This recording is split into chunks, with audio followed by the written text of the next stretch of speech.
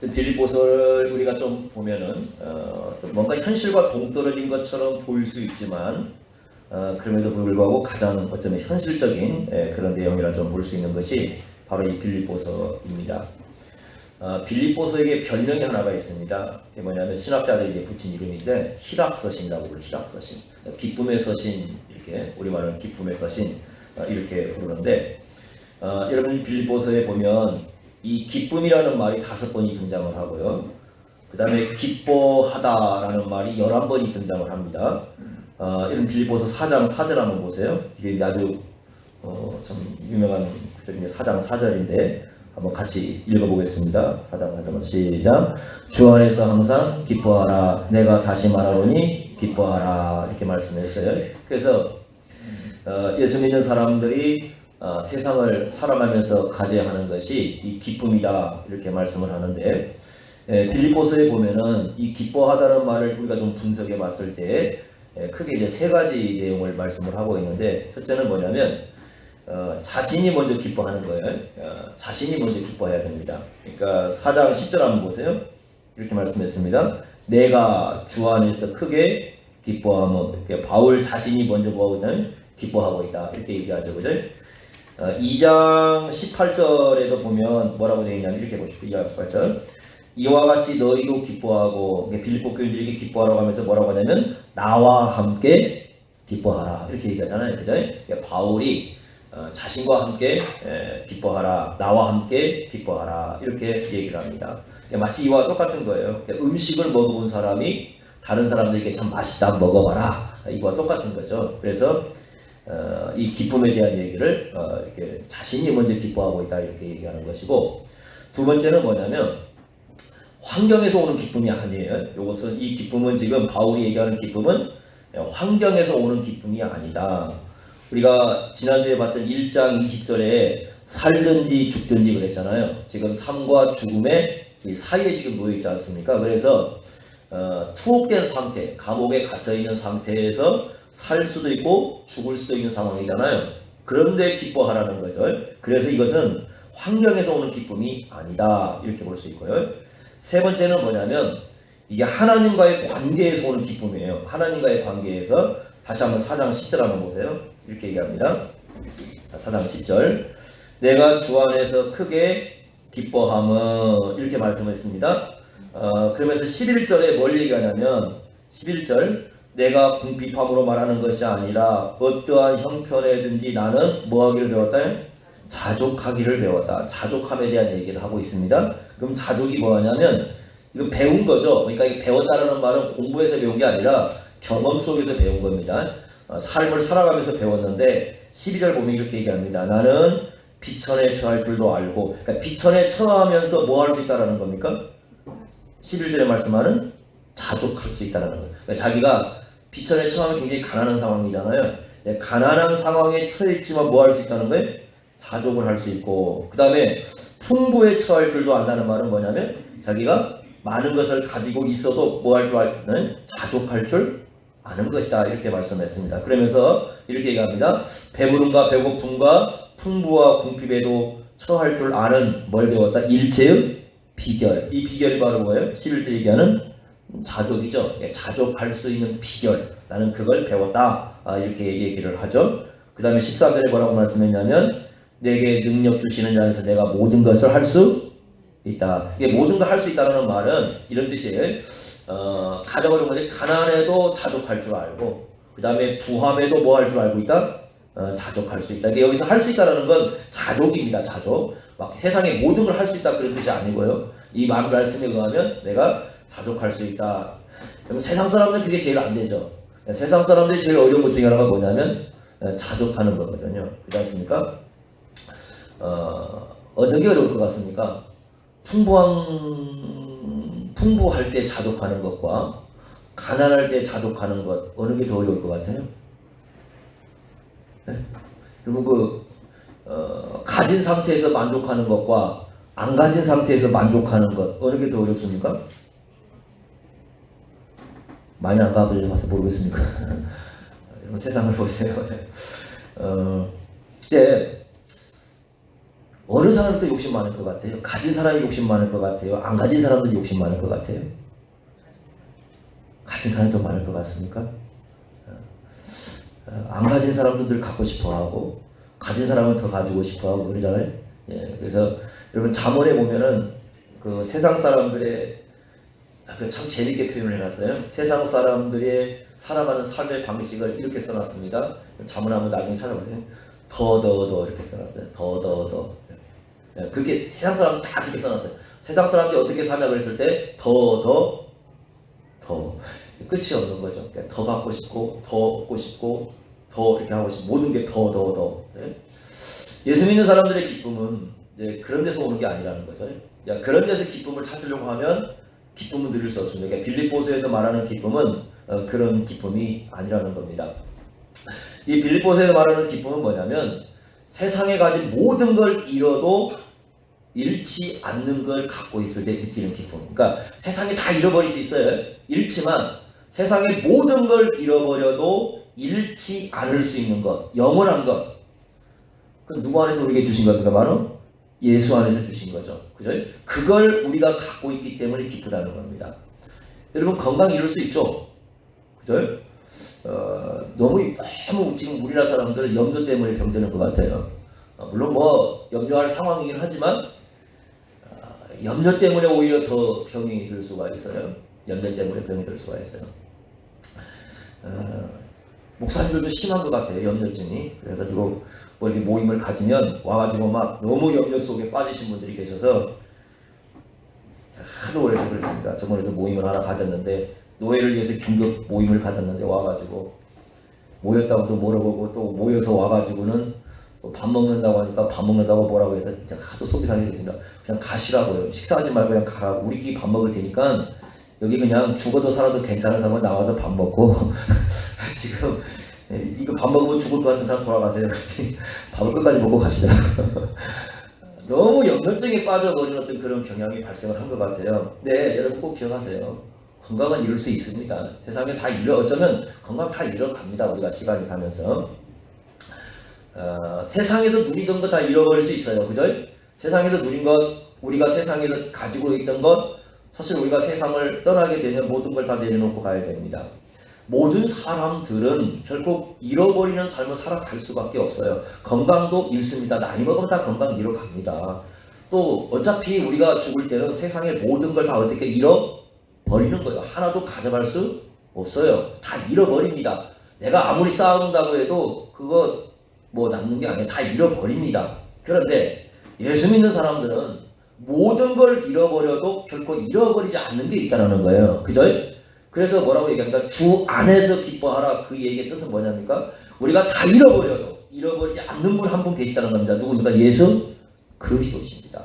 그런데 예수님으로 말미암아 우리에게 주어진 하늘이라는 기업은 절대 잃어버리지 않습니다. 다 잃어버려도 우리는 영원히 잃어버리지 않는 게 있어요. 그러니까 세상 사람들은 어차피 세상 삶을 떠나면서 다 잃어버려야 됩니다. 아무것도 가지고 갈 수가 없어요. 그러나 우리는 잃어버리지 않는 게 있습니다. 영원한 게 우리 속에 있다는 거예요. 그래서 바울은 그걸 생각하는 겁니다. 내가 지금 죽든지 살든지 나는 기쁘다. 왜? 세상에서 모든 걸 잃어버려도 나에게 잃지 않는 분이 계시다. 누굽니까? 바로 예수 그리스도라는 거죠. 그래서 바울은 그 어려운 중에도 기뻐하고 있습니다. 독일에서 한 젊은이 얘기가 이제 수술을 하는 젊은 얘기가 실렸는데 이 혀에 암이 걸린 거죠. 혀에 이제 암이 걸려가지고 의사들이 얘기를 합니다. 당신 혀를 잘라내야 당신 살 수 있습니다. 그래서 이제 최종적으로 이제 혀를 잘라내게 되는 그런 수술대에 올라갑니다. 그래서 이제 이분이 담당 의사가 얘기를 합니다. 이제 당신은 앞으로 말을 할 수가 없습니다. 수술하기 전에 무슨 할 말이 있으면 지금 하십시오. 이것이 당신의 혀로 말할 수 있는 마지막 말이 될 겁니다. 이렇게 얘기를 합니다. 그러자 주위 사람들이 무슨 말을 할지 귀를 기울입니다. 잠시 동안 이렇게 침묵이 흐르고 난 다음에 이 젊은 청년이 얘기를 합니다. 그런데 그 얼굴에 이상한 그 웃음 있잖아요. 정말 밝은 웃음의 미소가 얼굴에 쫙 띄면서 얘기를 합니다. 하나님이신 예수 그리스도께 제가 감사를 드립니다. 이렇게 얘기하면서 뭐라고 하냐면 이렇게 얘기합니다. 지금 이후로 저는 혀를 잃을 겁니다. 말을 하지 못할 겁니다. 그러나 예수님으로 말미암아 우리에게 주어진 영원한 것은 절대 잃어버리지 않습니다. 그걸 믿기에 저는 혀를 잃어도 감사합니다. 이렇게 얘기합니다.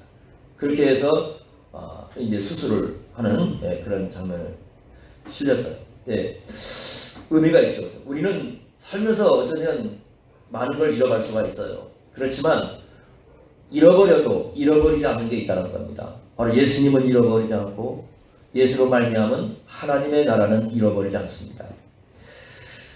중국의 아마 그 영화를 보신 분은 없을 텐데 중국의 4대 요녀 중에 한 사람을 달기라는 그 요녀가 있습니다. 뭐 이제 여러 가지 얘기가 있지만 그게 영화로 이제 만들어져 나온 게 있죠. 오래됐습니다. 이 달기가 만든 그 형벌이 하나가 있는데 그 포락지형이라는 건데 그게 뭐냐면 이 기름을 이렇게 바른 구리 기둥에다가 이 숯불로 이렇게 달구지 않습니까? 그럼 그 위를 이렇게 사람이 걷게 하는 아주 그 처절한 그 형벌인데 그걸 만들어 놓은 여자가 달기라는 여자인데 그 영화의 그 주연이 누구냐면 린다이라는 그 주연이었습니다. 린다이라는 주연이었는데 이 여인이 1964년입니다. 1964년 7월 17일 날 자살을 합니다. 이 여인은 아시아 영화제에서 여우 주연상을 4번이나 받았습니다. 홍콩 여인인데 그래서 중국에서 굉장히 유명한 여인입니다. 바로 이제 1964년에 이 여인이 자살을 하는데 그 앞에 1962년에 마를린 먼로라고 여러분 아시죠? 그 여인이 약물 과다 복용으로 36살에 죽습니다. 그런데 이 여인이 죽는데 이 여인은 자살을 했는데 수면제를 이제 과다하게 먹고 이제 그걸로 자살을 하고 이때 나이가 30살입니다. 왜 죽었는가? 그 이제 신문에 그 당시에 실렸을 때 내용을 보면 이렇게 되어 있습니다. 중국에서 정말 인기도 많고 돈도 많은 부자입니다. 젊고 예쁘고 한참 인기가 올라가 있었습니다. 그런데 이렇게 얘기합니다. 그녀의 삶에 만족을 주는 게 없었다고 얘기합니다. 그러니까 지금 자기가 돈도 많고 인기도 많고 젊고 예쁘고 모든 걸 다 얻는 또 영화도 뭐 수많은 사람들이 보고 이런 상황이었는데 그 내면 깊숙이에 그 여인에게 진정한 만족을 주는 게 존재하지 않았다는 거예요. 그래서 그 마음속에 진정한 만족을 줄 수 있는 게 없었기 때문에 이 여인은 세상을 살아갈 이유가 없었다는 겁니다. 그래서 이 여인은 결국 30살에 자기의 생명을 끊습니다. 어쩌면 이 세상에 수많은 사람들이 그렇게 살고 있는 것 같아요. 만족이 없어요.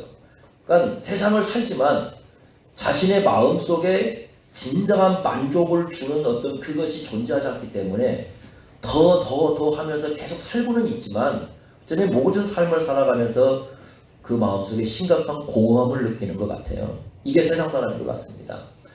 예수님을 만나기 전에는 그래서 파스칼이 팡세다 이렇게 썼습니다.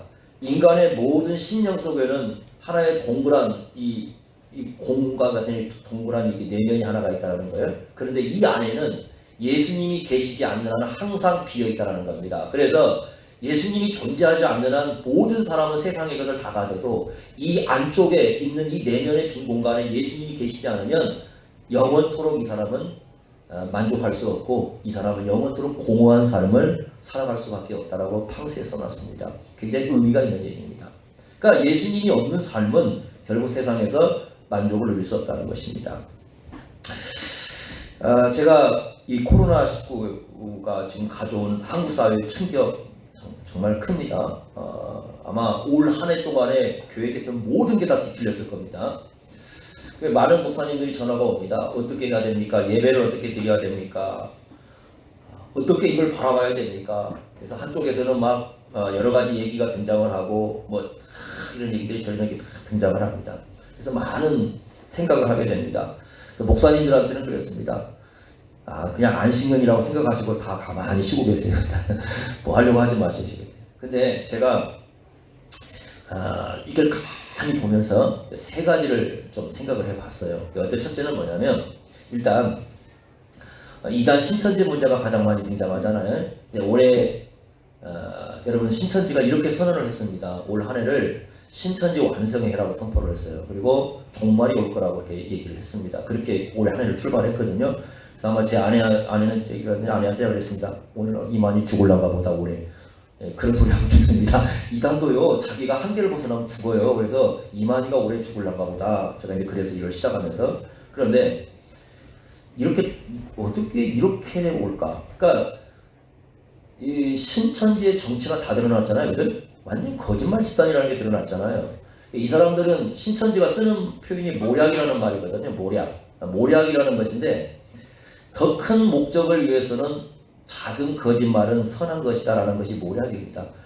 하나님은 거짓이 없으신 하나님인데 하나님은 모략이기 때문에 자기들이 하나님의 모략을 따라가야 된다는 모략이라는 말을 쓰면서 거짓말을 정당화시키는 작업을 하고 있는 사람들이거든요. 그래서 이 사람들이 이걸 쓰는 게 모략입니다. 모략. 이렇게 거짓말을 하고 이렇게 악하고 이렇게 사람들의 생명에 대한 관심도 없고 누가 죽으나 사나 뭐 자기들 집단만 유지하면 되는 이런 악한 집단이 신천지 아니겠습니까? 이걸 보면서 야, 이건 누가 이렇게 하려고 해도 못할 것 같죠? 그렇지 않습니까? 하나님께서 참 기가 막힌 자기들 완성의 해에 또 종말이 온다고 하는 해에 신천지 종말을 구할 만큼 하나님께서 굉장히 큰 타격을 주고 있다는 것에 대해서 야, 참 제가 이제 하나님의 그 한 부분에 참 놀라는 그런 부분이 여기에서 좀 드러나고 있습니다.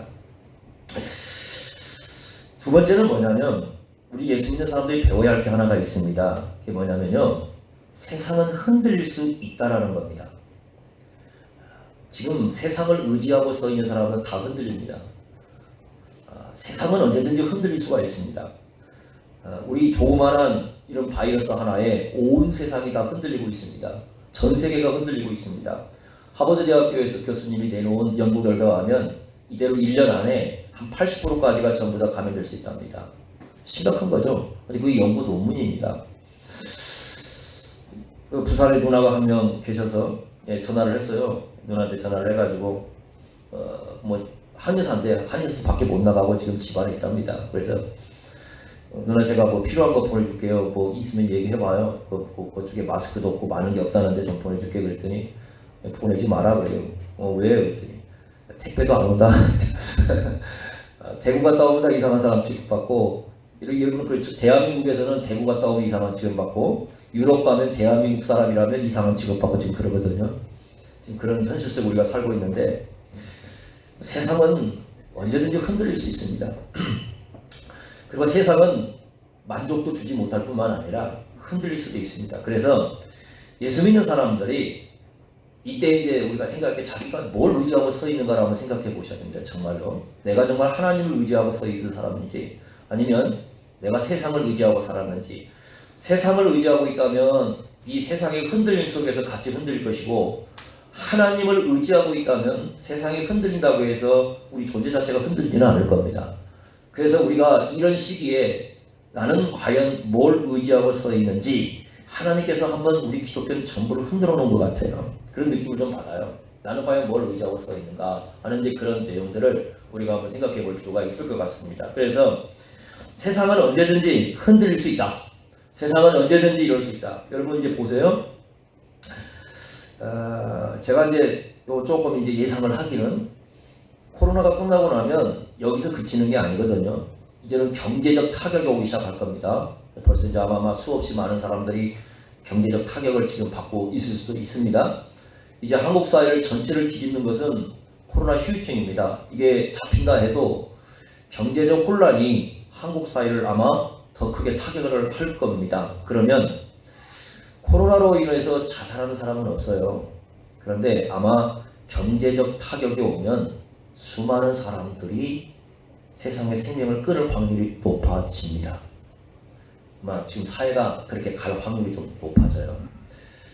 우리가 좀 예상을 한다면 지금 이런 상황 속으로 도달할 겁니다. 이럴 때 우리가 세상에 의지하고 있다면 세상은 흔들린다고 그랬거든요. 성경에 흔들리는 세상에 의지하고 있다면 같이 흔들릴 것이고 우리가 그래도 우리가 예수님을 의지하고 예수님께 뿌리를 내리고 있고 하나님께 뿌리를 내리고 있다면 세상에 흔들린다 해도 우리는 진동하지 않는 흔들리지 않는 하나님 나라를 가지고 있기 때문에 그래도 우리는 이 세상에서 견디면서 살아갈 수가 있을 겁니다. 이제 이것이 지금보다 더 큰 시험대가 우리 예수 믿는 사람들에게 분명히 올 겁니다. 그러니까 지금은 시작입니다.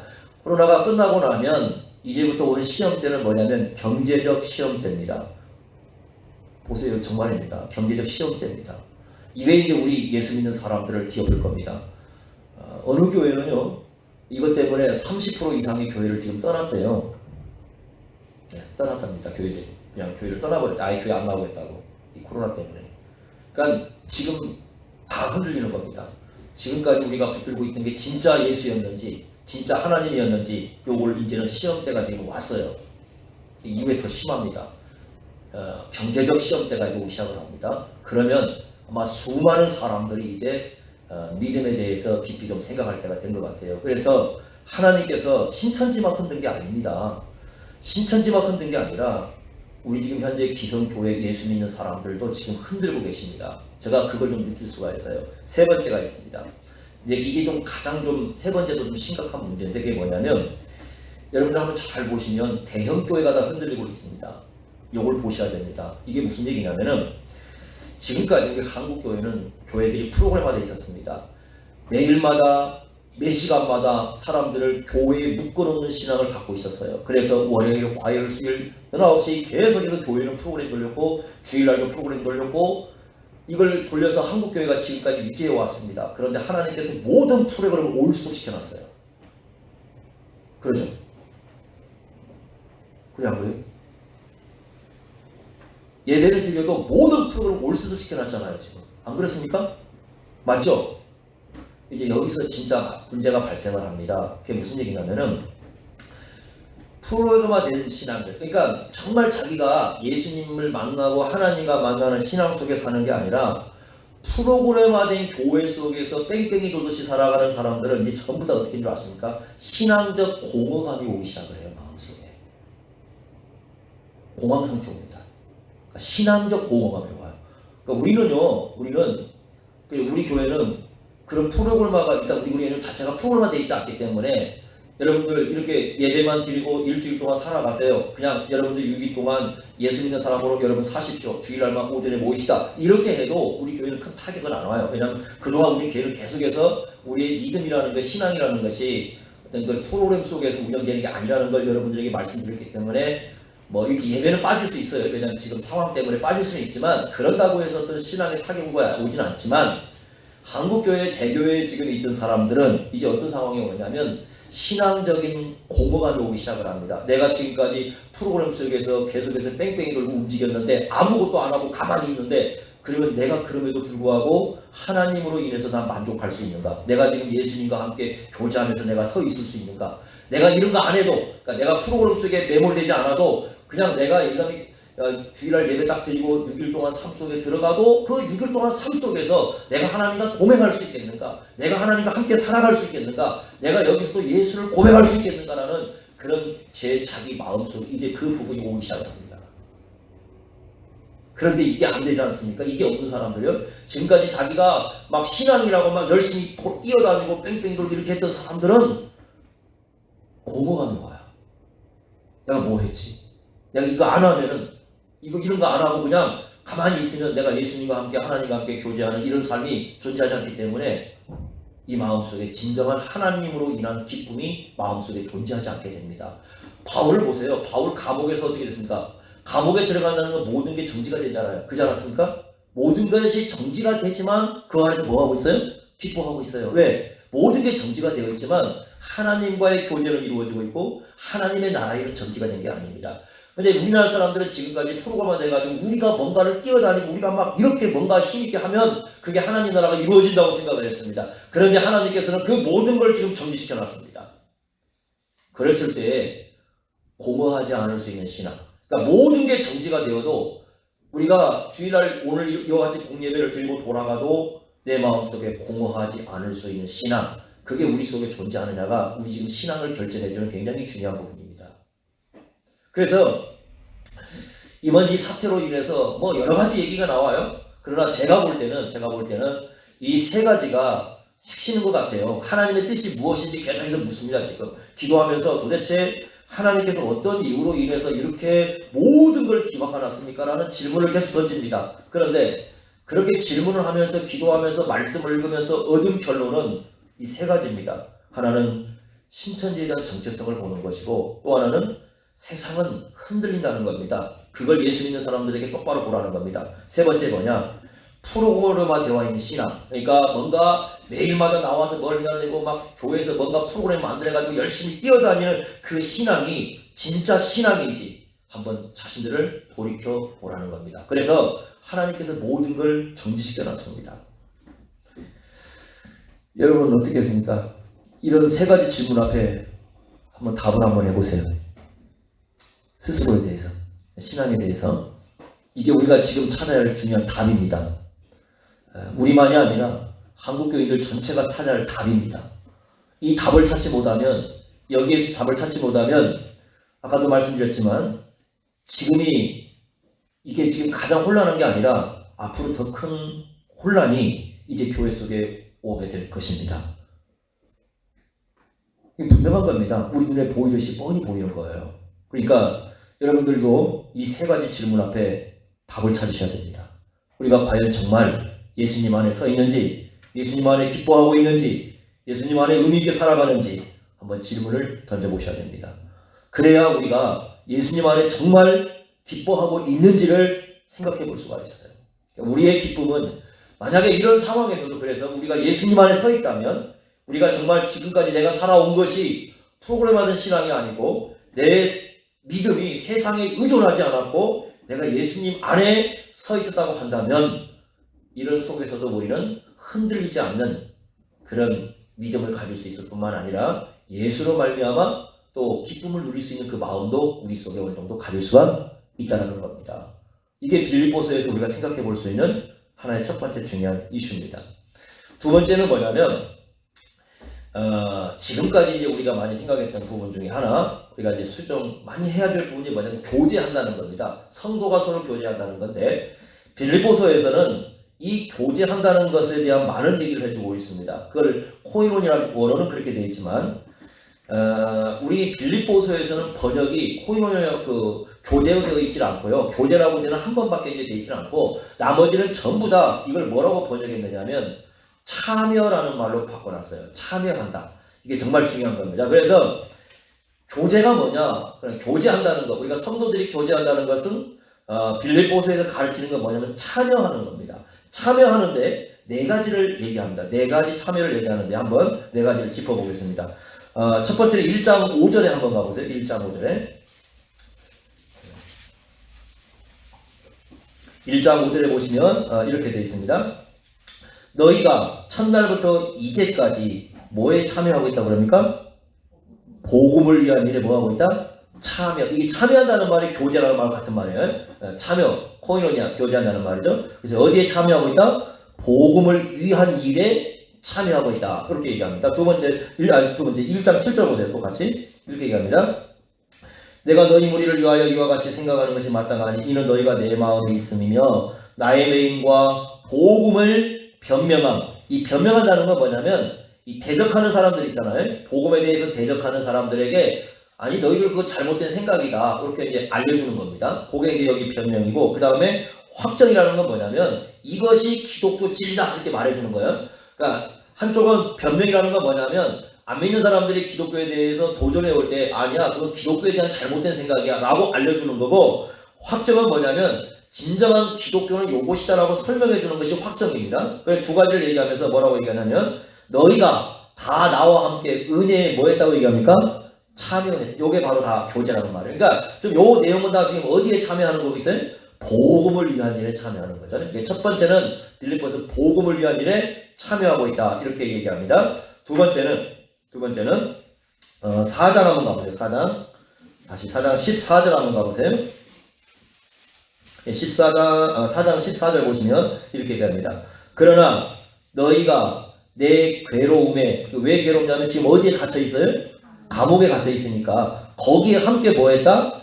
참여했다 이렇게 얘기해요. 그러면서 뭐라고 하냐면 여러분 번호 1번 써있고 하면 이렇게 교제라고 써있죠? 다 15절 빌립보 사람들아 너희도 알거니와 복음의 시초에 내가 마게도냐를 떠날 때 주고받는 내 일에 참여한 교회는 너희 외에 아무도 없었느니라. 그러면서 그게 뭐라고 하냐면 16절에 데살로니가 있을 때에도 너희가 한 번뿐 아니라 두 번이나 나의 쓸 것을 보내었다. 자, 뭘 보내주는 거죠? 감옥에다가 물질을 보내주는 거죠. 빌립보 교회 사람들이 모여가지고 바울이 감옥에 있으니까 그 감옥에 있는 바울을 향해서 물질을 모아가지고 보내준 거죠. 이걸 우리가 물질에 대한 참여라고 불러요. 그래서 두 번째는 첫 번째는 복음에 대한 참여였고 두 번째는 어디에 참여를 했습니까? 물질에, 그러니까 바울의 어떤 그 감옥에 있는 바울을 돌보는 그 물질에 참여했다. 두 번째 참여 내용이 바로 이 내용입니다. 세 번째는 뭐냐면 3장 10절 한번 가보세요. 3장 10절. 예, 거기 가보세요. 3장 10절에 보시면 이렇게 말씀했습니다. 내가 그리스도와 그 부활의 권능과 그 다음에 어디에 참여했다고 했어요? 고난에 참여했다고 그러지 않습니까? 고난. 이 고난은 뭐죠? 여기서 이 고난은 예수 믿는 것 때문에 오는 고난이죠. 그러니까 예수 믿는 것 때문에 오는 그 고난에 너희가 어떻게 했다? 참여를 했다. 그래서 예수 믿는 것 때문에 오는 그 고난 속에 있는 사람들과 함께하는 거죠. 고난을 받는 사람들과 함께하는 그런 것을 여기서 참여 이렇게 얘기를 합니다. 자, 그러면 또 마지막 이제 하나가 뭐냐면 2장 1절 한번 가보세요. 2장 1절. 여기는 좀 이제 번역을 다른 말로 번역을 했습니다. 원어는 같아요. 원어는 같은데 이제 번역을 좀 다르겠습니다. 이렇게 얘기했습니다. 그러므로 그리스도 안에 무슨 권면이나 사랑의 무슨 위로나 성령의 무슨 그다음 뭐라고 돼 있어요? 교제 이렇게 번역이 돼 있죠. 이 교제가 참여라는 말 같은 말입니다. 그러니까 여기는 어디에 참여하는 거예요? 성령에게 참여하는 거예요. 성령에 참여하는 건데 여기서 성령에 참여하는 건 무슨 내용이냐면 이런 내용입니다. 자 보세요. 3절에 보시면 성령에 참여하는 내용이 아무 일에든지 다툼이나 허용으로 하지 말고 오직 어떤 마음으로 겸손한 마음이라고 그랬잖아요. 그러면서 5절 보세요. 너희 안에 이 마음을 품으라. 곧 그리스도 예수의 마음이니. 자 그럼 여기 우리가 답이 나옵니다. 2장 1절 성령에 참여한다는 것은 누구의 마음에 참여하는 거예요? 예수의 마음에 참여하는 거예요. 이것도 교제랍니다. 그죠? 그러니까 우리가 사람을 대하는 방식이에요. 사람을 대하는 방식도 교제입니다. 그러니까 우리가 보통 교제 그러면 사람들이 모여서 뭘 하는 것만 생각하잖아요. 근데 우리가 이 예수 믿는 사람들이 서로 어떻게 서로를 이렇게 대하는가 그것도 교제라는 거예요. 그게 이제 참여라는 거니까 누구의 마음에 참여하는 겁니까? 사람과 사람이 만나서 교제할 때는 누구의 마음에 참여하는 거예요? 바로 예수의 마음에 참여하는 거예요. 그 예수의 마음을 갖고 사람을 대하는 거예요. 그러니까 우리가 물질을 나누는 것도 뭐예요? 이것도 교제입니다. 그죠? 또 복음을 전하는 것도 함께 참여하는 것도 뭡니까? 이것도 교제입니다. 지금 바울이 그렇게 다 얘기를 하고 있어요. 고난에 함께 예수 믿는 사람, 예수 믿는 것 때문에 어려움을 당하는 사람이 있어요. 그리고 그 어려운 사람을 함께 살펴주는 것도 그 뭐예요? 그것도 교제입니다. 그것도 참여하는 교제입니다. 이렇게 교제라는 것은 이 빌립보서에서는 굉장히 폭이 넓게 쓰여지고 있는 걸 볼 수가 있어요. 그러면 예수님의 마음은 어떤 마음일까? 라고 했을 때 그냥 쉽게 이렇게 써놨습니다. 어디를 보시냐면 2장 3절 한번 보세요. 2장 3절. 2장 3절 한번 보시면 자 이렇게 말씀합니다. 내가 겸손한지 교만한지 보시면 됩니다. 아무 일에든지 다툼이나 허용으로 하지 말고 오직 겸손한 마음으로 그 다음에 겸손한 마음이 어떻게 되냐면 실제로 나타날 때는 각각 자기보다 남을 어떻게 여기고 낮게 여기고 교만한 사람은 거꾸로 얘기합니다. 어떻게 합니까? 남보다 누가 낫다? 이건 안 따라서 하실래요? 교만한 사람은 남보다 누가 낫다? 내가 낫다. 겸손한 사람은 나보다 누가 낫다? 남이 낫다. 이게 무슨 얘기일까요? 이제 비교 가치라는 건데요. 비교 가치를 따지는 건데 이건 이런 얘기예요. 의도가 뭐냐면 사람을 대할 때 다른 사람을 대할 때 이렇게 대하시라는 겁니다. 저 사람은 뭔가 나보다 먼 게 하나씩은 꼭 있다? 나은 거 꼭 있다. 나보다 우리 사람은 완전한 사람 하나도 없거든요. 그러니까 사람을 대할 때 그걸 좀 생각하라는 거예요. 그러니까 그게 예수님 마음에 참여하는 겁니다. 그러니까 우리 마음속에 의도적이어야 돼. 그러니까 저 사람을 내가 대할 때 저 사람은 뭔가 나보다는 뭐한 점이 있다? 나은 점이 있다. 그걸 찾으라는 거예요. 그걸 찾으라는 겁니다. 그걸 찾으라. 어제 그 임시식을 갔는데 그 청년이 나와서 편지를 썼습니다. 그래서 그 목사님에 대해서 편지를 썼는데 참 재밌는 편지를 썼어요. 뭐라고 썼냐면 이렇게 썼습니다. 편지를 정말 목사님 본받고 싶은 게 있습니다. 다른 건 몰라도 목사님 너무 부러운 게 하나가 있습니다. 답이 뭐 같아요?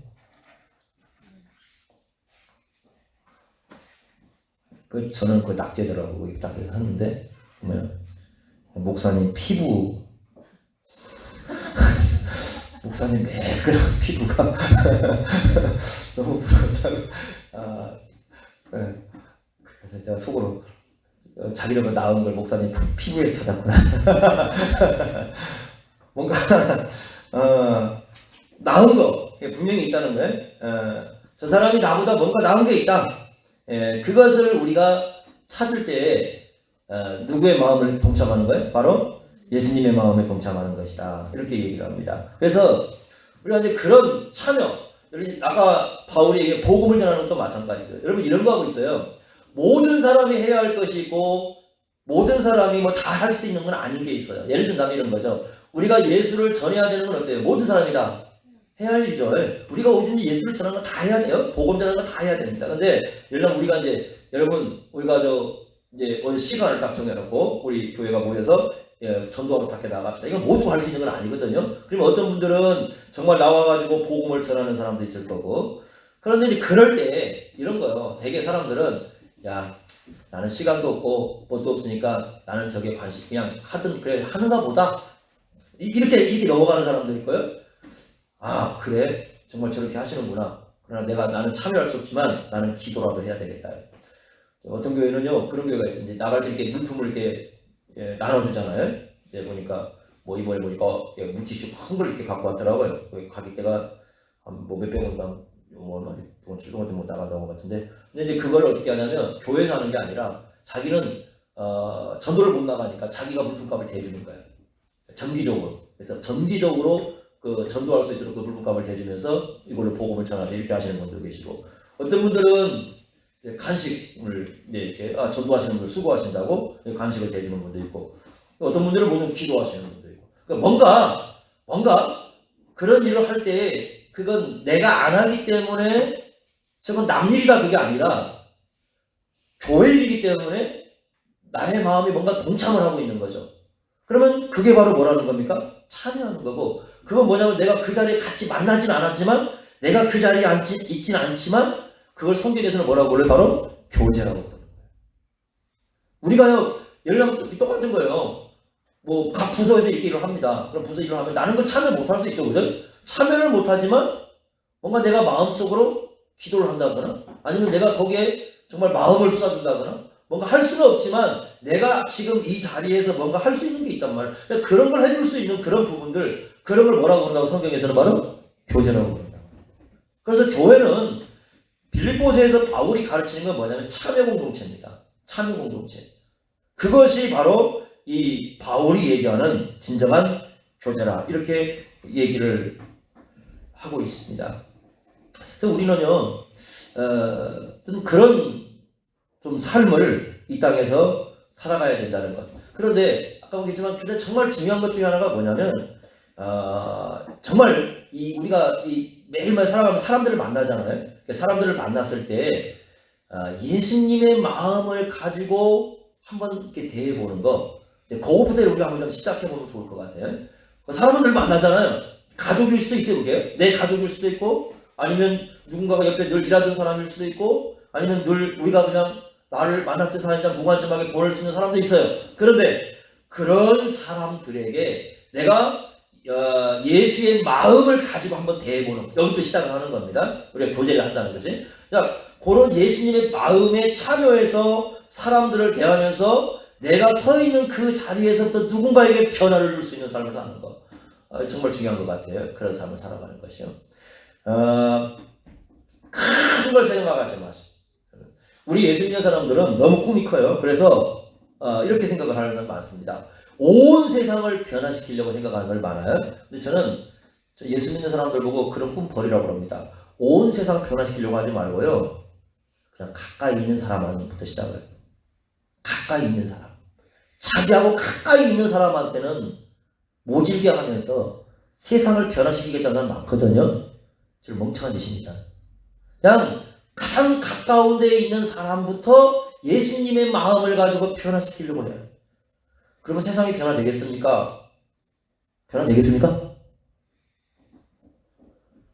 그 어떤 사업가 얘기가 있습니다. 사업가가 이런 글을 써놨어요. 어떤 사업가가 이제 자기가 휴가를 얻어서 어느 바닷가에 이렇게 좋은 이제 집을 얻어가지고 잠깐 이제 며칠간 이렇게 거기서 휴식을 취하는데 그날 폭풍우가 이제 오늘 밤에 내렸습니다. 그래서 다음 날 폭풍우가 내려서 이제 바닷가를 이렇게 갔더니 그 불가사리 있잖아요. 바닷가에서 불가사리가 막 이렇게 살아있는 불가사리가 나와 있는데 못 가는 거예요. 저 바다로 막 있는 겁니다. 이렇게 있어요.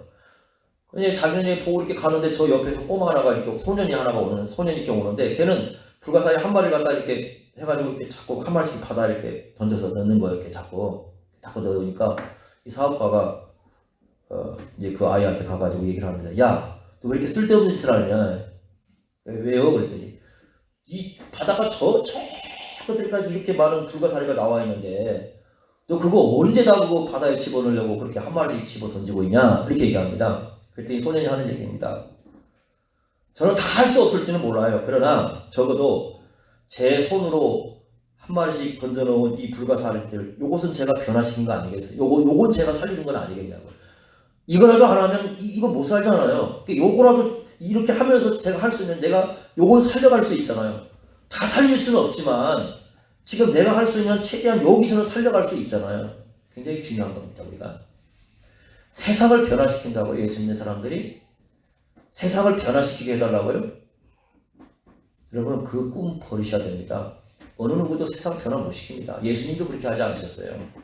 중요한 건 뭐냐면 우리에게 가까이 있는 사람들, 나와 함께 살아가는 사람들, 내가 늘 만나는 사람들, 내가 만나면서 소홀히 했던 사람, 그러니까 지금부터 우리가 그걸 바꿔가는 거예요. 그러니까 그런 사람들을 우리가 누구의 마음을 갖고 예수의 마음을 가지고 한 사람 한 사람씩 우리가 대해가는 겁니다. 여러분 우리가 지금 이 시기에 사람을 대하는 방식도 우리가 정말 성경적인지 한번 돌이켜봐야 됩니다.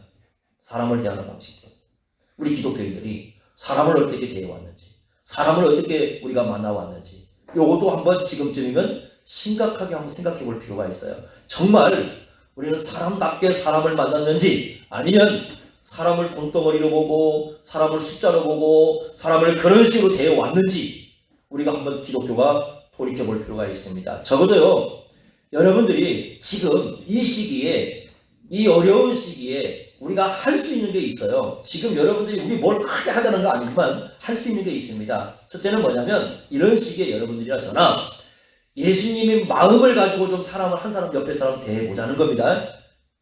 이 시기에요. 두 번째는 뭐냐, 이 혼란한 시기에 사람들은 방향을 잃어버립니다. 어차피 방향 없이 살아온 사람들은 방향이 없습니다. 이럴 때 우리가 좀 기독교적인 생각을 갖고 사람들에게 좀 대화를 해주는 겁니다. 이런 시기에 어떻게 우리가 생각을 해야 될지 지금 온갖 여러분들이 아마 주위에 보면 별 얘기들이 다 떠들어요. 말도 안 되는 소리 하는 사람도 많고 목사들부터 나와가지고 뭐 앞에서 그러고 있으니까요 할 말 없습니다만은, 그런데 이런 시기에 우리가 정말 성경적으로 좀 그리스도인다운 그런 관점과 생각을 가지고 우리가 만나는 사람들에게, 그런 대화를 하고 있는 사람들에게 한 가지씩 좀 얘기라도 해주는 거예요. 변화는요 이렇게 해야 됩니다. 뭔가 막 세상을 향해서 떠벌리는 게 아니고 크게 뭔가를 하는 게 아니라 우리가 가까이 있는 사람들부터 예수님의 마음을 가지고 대하면서 성경적인 생각을 이룰 때 우리가 한 번씩 정립해 주는 거, 이게 정말 필요하다고 생각을 하거든요. 그게 바로 뭐냐, 누구의 마음에 참여하는 겁니까? 예수님의 마음에 참여하는 거예요. 그게 바로 뭐냐, 성령과의 교제라는 겁니다. 우리는요 성령과의 교제, 예수님 마음에 참여하는 것을 또 뭐 성도의 교제를 그냥 늘 만나가지고 뭘 먹어야만 그게 교제가 되는 걸 생각하는데 그거 중요한 겁니다. 왜냐하면 여러분 그걸 성경에서 무시하지 않습니다. 초대교회 당시에요 굉장히 어려웠어요. 다들 어렵게 사는 노예들이었습니다. 그러나 날마다 만나가지고 이 사람들은 음식을 나누면서 교제를 했습니다. 모여서 어떤 교제를 했느냐, 말씀도 나누고 서로의 삶에 대한 얘기도 들으면서 기도도 하고 이렇게 하면서 교제 나눴습니다. 굉장히 중요한 겁니다. 동시에 우리는 거기서만 그치지 말고 우리는 참여라는 이 교제의 용어, 빌립보서에 가르치는 참여라는 것, 그래서 우리가 예수님의 마음에 참여하고 복음을 전하는 일에 참여하고 주님의 몸된 교회를 위해서 세상에 참여하는 이런 참여하는 어떤 그런 그 교제 이런 부분도 우리가 마음을 쏟으면서 이럴 때 우리가 진정으로 주님의 마음에 참여하는 것이 무엇인지를 생각하면서 하나씩 이렇게 우리가 좀 해보는 겁니다. 이것이 지금 우리가 해야 할 일입니다. 여러분들이 뛰어들어서 코로나 막을 수 있습니까? 없습니까? 없어요. 아무도 우리 뭐 그런 거 못하잖아요. 그렇지 않습니까? 그런다고 여러분들이 뭐 지금 뭐 수십만 장의 뭐 마스크를 누구에게 보낼 수 있습니까? 저나 여러분들 어려워요. 우리 교회가. 그죠?